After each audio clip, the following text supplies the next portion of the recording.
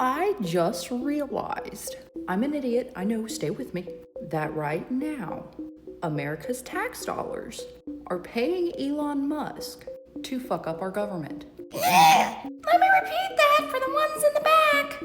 America is currently paying Robot Boy and his cronies, all of them, to fuck up America. They are being funded by your tax dollars. And the only reason why they are making super huge fucking cuts is so they can make more money with your fucking tax dollars. Do you know what that is by definition? My brothers and sisters in Christ, that is taxation without representation. Republicans and Democrats alike don't like what Musk is doing. They don't like how he's operating, and a plethora are very upset at the fact that the checks and balance system that was drilled into school doesn't seem to fucking exist anymore. I'm not telling you to do anything, but what I am saying is you can't pay somebody to fuck up the government if there's no money to pay them with. Taxation with full representation is one of the ideas that America was founded on. If you're looking for your sign, baby, this is fucking it. So people are getting bold. Do you want to see what happened about 15 minutes from my house yesterday? Literally, it happened right between mine and my sister's houses. I'm not a fucking asshole, so trigger warning. We ready? We good? Okay. This happened on South 75 on an overpass. We took care of it. A friendly group of beautiful humans not only broke past the police barrier, but set the flags on fire. But, did you hear what I said? Broke past the police barrier. These guys were being protected by the police. These guys were being protected by the police. For those of you that are saying that the current administration has nothing to do with Nazis at all, please explain to me why they are praising him as God. Fox, you're fucking crazy. We can't help who people like. Why do you think that they like this administration? Why do you think that they feel comfortable with this administration and they have not felt this comfortable with any other administration? Moreover, why do you get uncomfortable when I call a Nazi a Nazi? Why do you fight in defense of them? Because that's what that is. When you say things like, Fox, we can't control who they praise, we can't control this, you're arguing in defense of them. If you take a child that consistently does bad things and you happen to teach that child that they can get away with those bad things as long as they're quiet about it, you will no longer know when that child does bad things. Eventually, that child is going to meet another child that also knows to be quiet when they do bad things. And that's where trouble happens. Nazis and people who discriminate have been treated like insolent children and just blatantly ignored by society for too fucking long. They all collected together, whether you want to believe it or not, and now they're holding protected protests in between mine and my sister's home. And I live in a biracial family. I have skin in this game. I've been telling you guys this for months. At this point, you need to fucking realize we know who is a Nazi and who's not.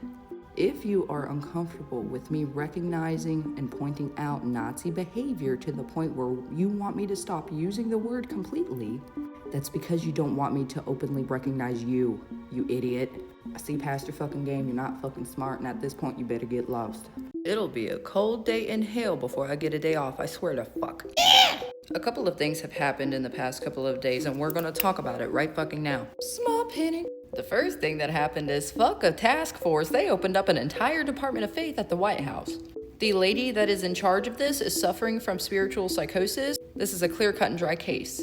I would also like to say the video of her speaking in tongues is not of her speaking in tongues. It's her fucking babbling. Speaking in tongues, according to God's own word, is speaking in an angelic language that everybody, no matter your cultural background or what language that you currently speak, can understand. Nobody could understand what the fuck that bitch was saying. So, by default, it's incoherent babbling. Ma'am, you need severe mental help. Please seek this mental health help before it seeks you. Moving on to the more important issue. Trump is trying to bring back capital punishment for undocumented immigrants. I've seen some misinformation going around about this specific EO. So just to put the misinformation to bed, As of right now, the EO stands that capital punishment will only apply to illegal immigrants that commit a capital crime. I would like to remind everybody that the Trump administration is specifically looking to make illegal immigration a capital crime. This is also laid out in Project 2025. So for anybody that is going to comment and say they're not going to put immigrants to death just for trying to immigrate here, yes, that is 100% the plan. I absolutely implore you to learn how to fucking read Project 2025, and then shit your pants with the rest of us. I'm getting so sick and fucking tired of saying this, but I told you guys this was coming. Please remember also, even though a couple of very nice judges blocked the birthright citizenship being thrown out, it's still in play. They're still trying to get that passed. So now it begs the question of who is actually a citizen and who is not. Because by definition, Trump's own definition that he is creating legally, the only true citizens of America, if this holds up, are Native Americans because they were here first. But let's not forget that he's trying to end birthright citizenship for them too. So where does the citizenship stop and start, sir? Everybody that is standing in America right now at some point came from a fucking immigrant that came to America on a fucking boat. Except for the Native Americans. What boat was this? The fucking Mayflower. Do you see the issue of the vagueness here, friends? While yes, as of right now, Potato Boy is only going for illegal immigrants, eventually, when you go down the immigration line, the finger points at you. And this is where we all realize collectively that he is going to use this as an excuse to execute whoever he wants to under the guise of illegal immigration, even though it may not be true.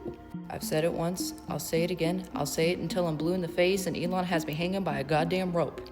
It was never left versus right, guys. It was always the 1% versus the 99. From this point forward, throw the fucking panic out. It's time to get big angry.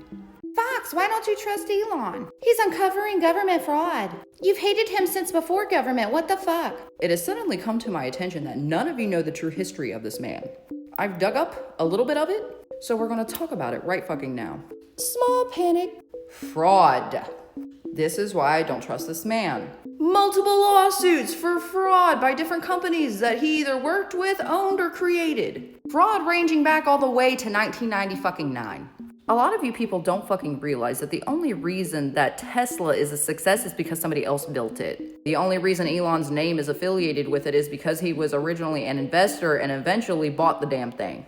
This was not his first business venture though. And X is not the first website or social media platform for him to own either. One of Musk's first projects was like a business venture website that's almost kind of sort of like a predecessor to Yelp. It's called Zip2. It showed you different places, it provided you maps, stuff like that. Eventually that folded, but not before a lawsuit was filed.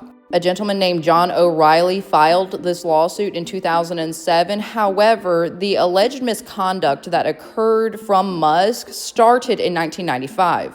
The lawsuit goes on to state that Musk lied about who he was, saying that he was a simple Stanford student seeking an opportunity to sell IMC advertising. But this was not correct. It was a misrepresentation of himself because he was seeking information about IMC that he would then use to enhance a concept of his own business, Zip2. After stealing the secrets, he sold Zip2 in 1999 for $300 million. Do you know what happened with this lawsuit?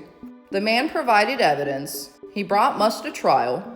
And genuinely, the only reason why this shit was dismissed was because it fell outside of the statute of limitations for this kind of lawsuit.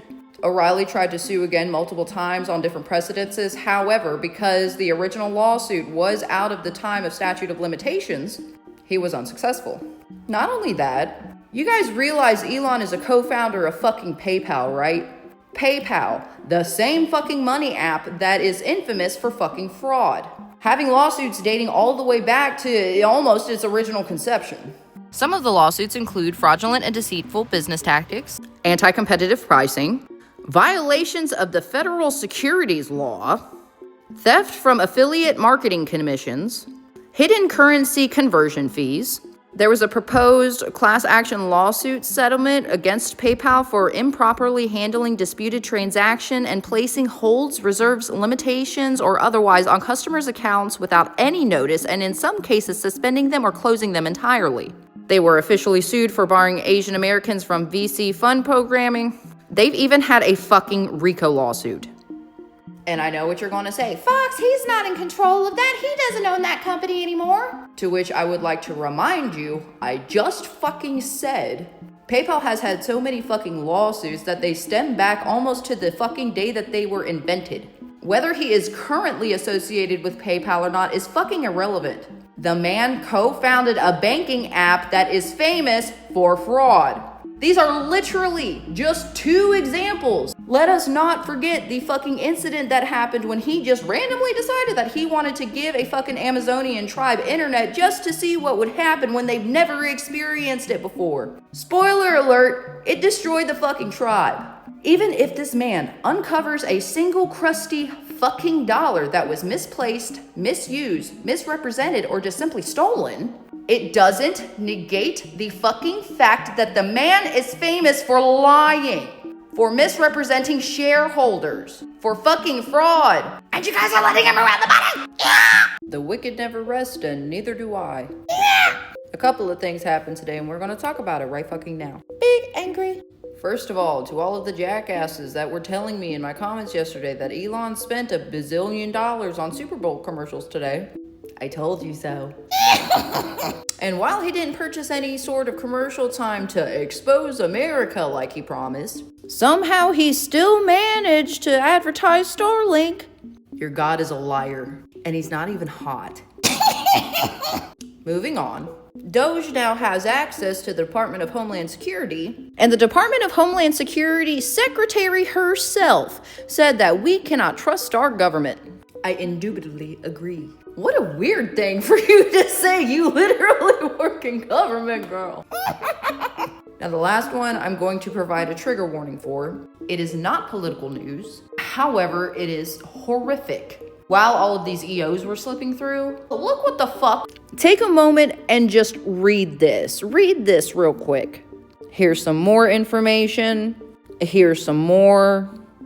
And then the last bit of info. I had no fucking words, bro. That has got to be one of the worst trafficking stories I have ever heard in my fucking life. Please, whatever God that you pray to or whatever you believe in, send a special prayer up to them for those ladies, because I cannot fucking imagine. But that's all I have for right now. I'll talk to you guys soon. Mwah. I'm so done listening to stupid shit. People want to pretend like they're the smartest person in the room, but have never heard of forensic accounting. I know you guys are sick of hearing me harp on this shit, but let me present to you a situation. When RICO cases are filed, do they use hackers to track where the money goes, or do they use forensic accountants? Too late and too slow. They use forensic accountants. Forensic accounting is a real job. Forensic accountants' jobs are to see where missing money goes. That is literally their entire degree. True crime fans know what forensic accounting is, because every fucking time there was a goddamn RICO case, they would bring in forensic accountants to see where the money laundering happened. They would bring in forensic accountants to see where the fraud happened.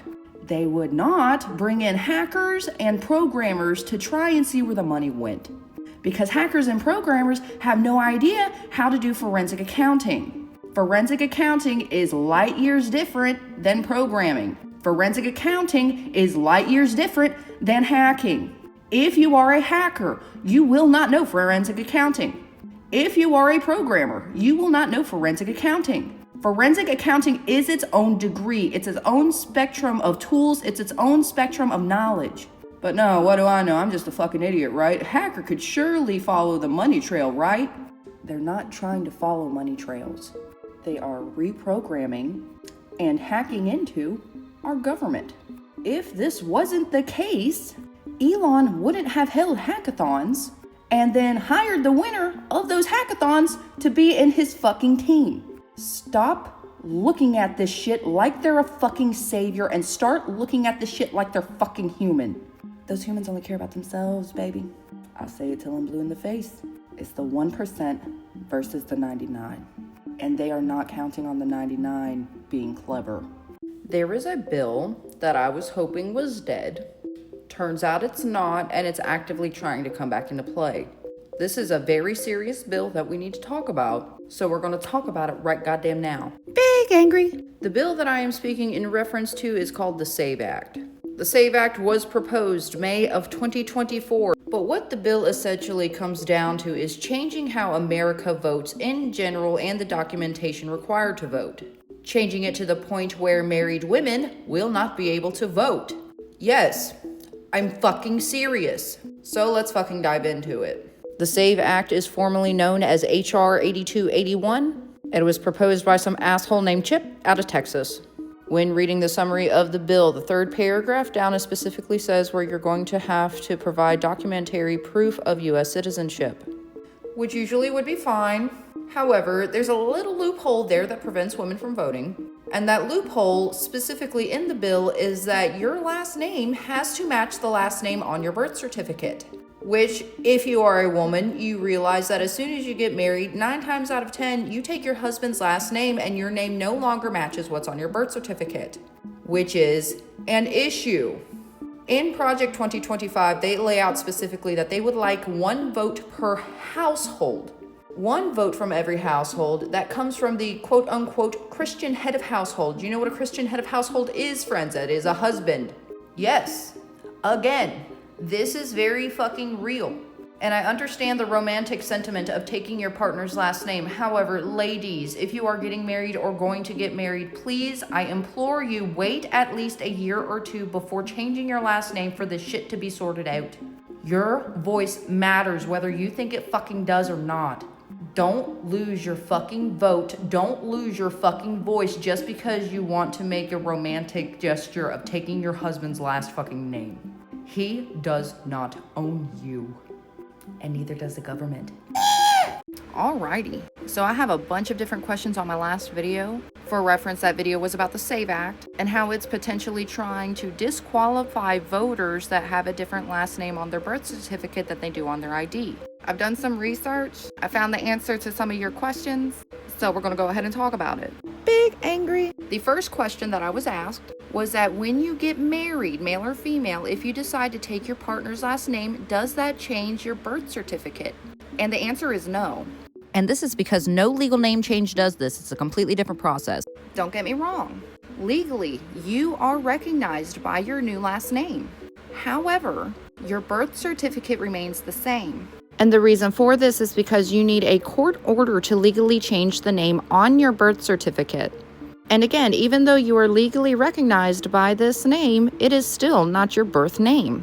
And the reason for this is because when you're married, your legal name change are filed as attachments to your original birth record. Therefore, you have to take the correct legal steps and court order a name change for yourself after taking your partner's last name in order for it to also be changed on your birth certificate. If you need a copy of your birth certificate, you can request them by mail. There is a fee, it's around $35.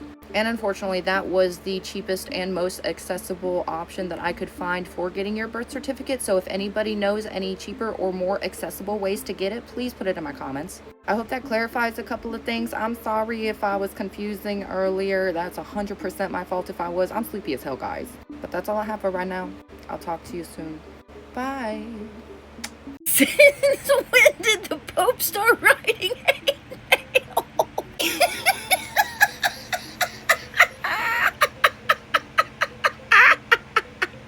The fucking Pope sent you hate mail?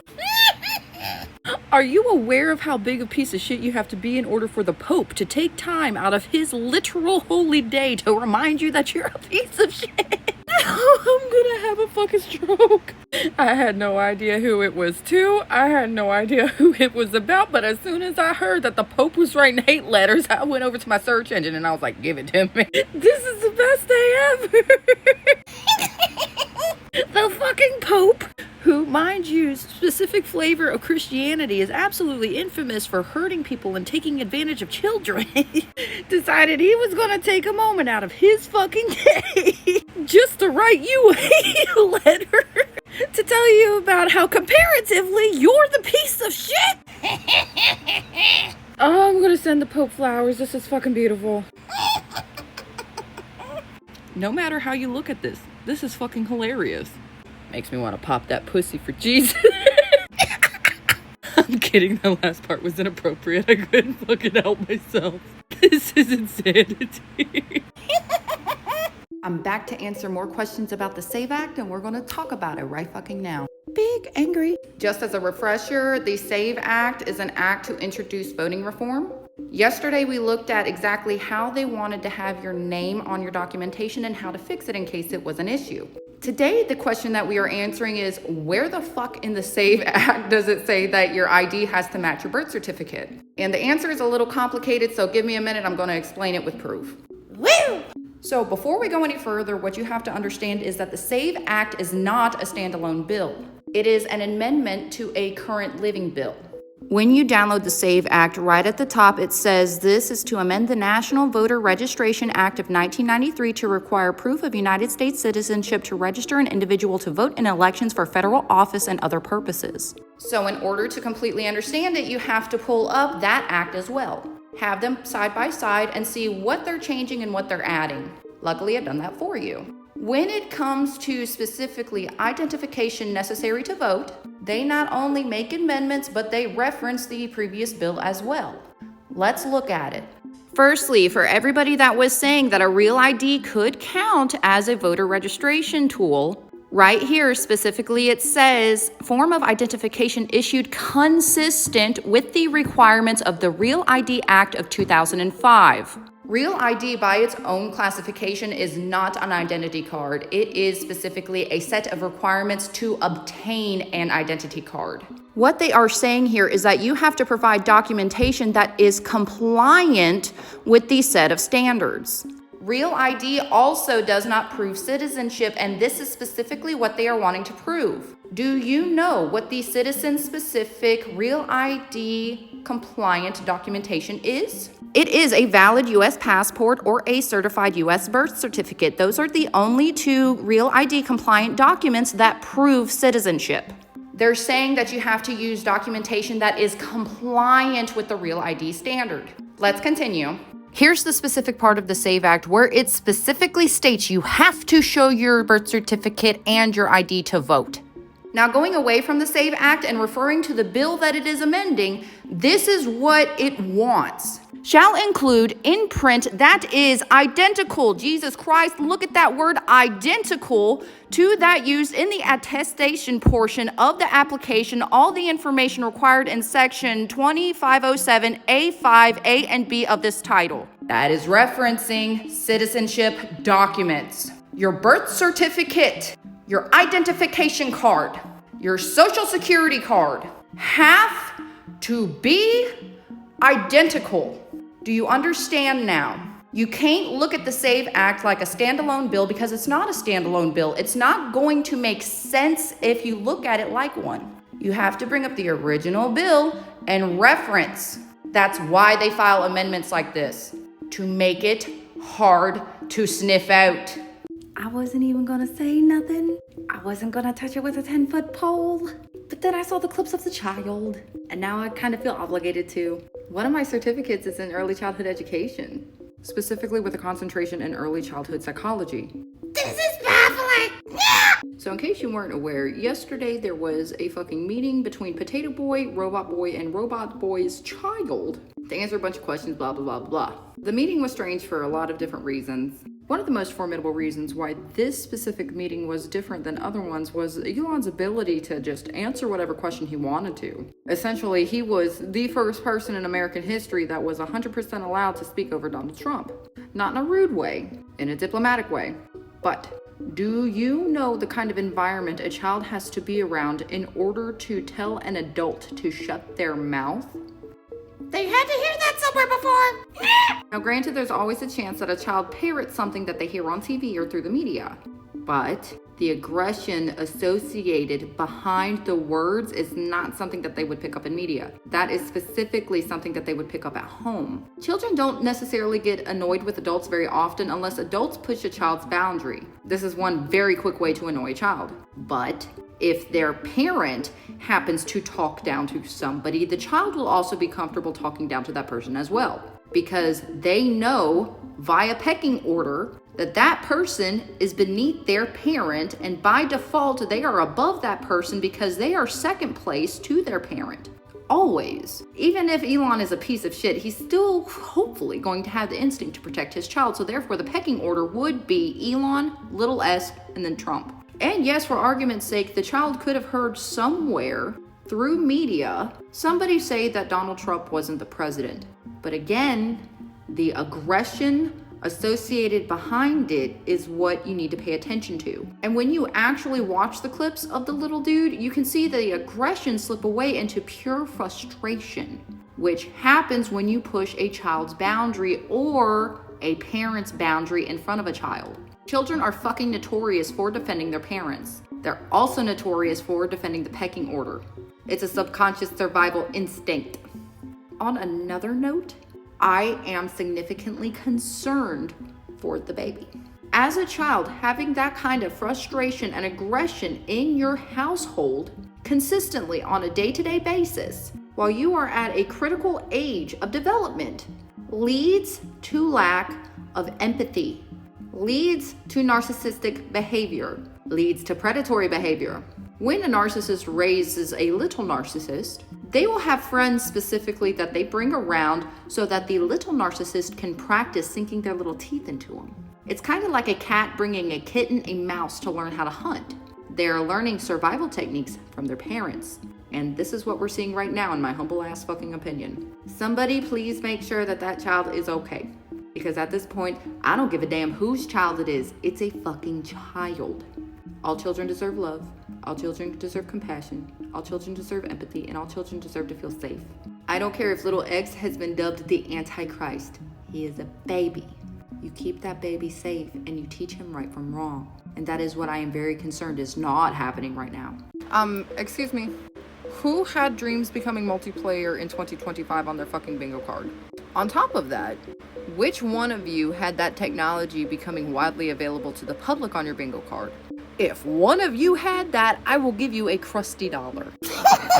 And this is exactly what we're going to talk about right fucking now. Small panic. So I saw this article a few weeks ago. However, the technology wasn't available then, so I decided to wait to make a video until it was available. And as of February 2025, it is available. So what the fuck happened and what the fuck is it? To be quite honest with you, it's exactly what it fucking sounds like. Scientists were able to successfully execute an experiment to prove that communicating within a lucid dream is 100% possible. Not only that, some scientists are even going so far as to claim that we could potentially explore new and different dimensions through lucid dreaming thanks to this technology. First of all, the company's name is REM Space. And after researching for 5 years is when they were able to successfully execute this experiment. And in essence, what this experiment was they used technology to track when a participant entered REM sleep. The technology being used was able to subconsciously implant a word into the participant's brain using a language called Remio word. The participant was able to repeat the word in his dream and was able to have the response recorded thanks to the technology that is being used. Specifically, 8 minutes later, they had a second participant enter REM sleep. And again, recorded through technology, this participant was able to enter her lucid dream state, meet with the first participant, receive the word that was sent to him subconsciously through this technology, and confirm the word that she had received upon waking. As of right now, February 2025, these are not the only 2 participants to be able to successfully execute this experiment, though. 2 more participants were able to successfully execute this experiment according to REM Space. Now, this is where it gets good. This is the mask that not only makes it possible to achieve communication in your lucid dreaming, but also to track the communication in your lucid dreaming. It is also then able to upload all of this information onto your phone into an app. This is what the app looks like right here. It has different modes and functionalities for different things you would like to do. This, for instance, is the Buddha mode specifically for meditation. And it has a mode to help you fall asleep if you have troubles with insomnia. This thing even has a mode to where it'll wake you up if it senses that you're snoring. Like, holy shit, it tracks everything. But not only that, going back to what I said previously, it has its own language.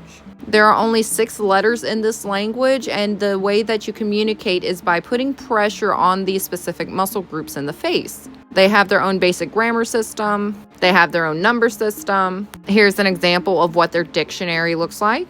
It is absolutely extraordinary, honestly. And when you look at how far the technology has come since its inception to today, it is also amazing. These are what the initial trials looked like in 2022.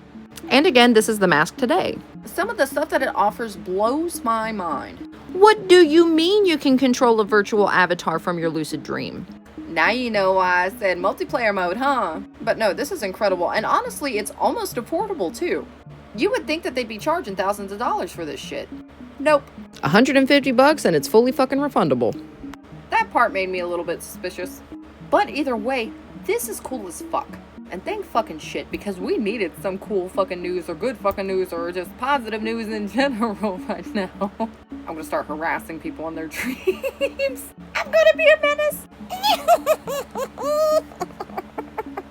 In my research with this company, I found something very, very cool. And what this was the first phrase recorded in sleep. Would you like to know what the first phrase recorded was? It was, "I love you." Oh, my fucking heart.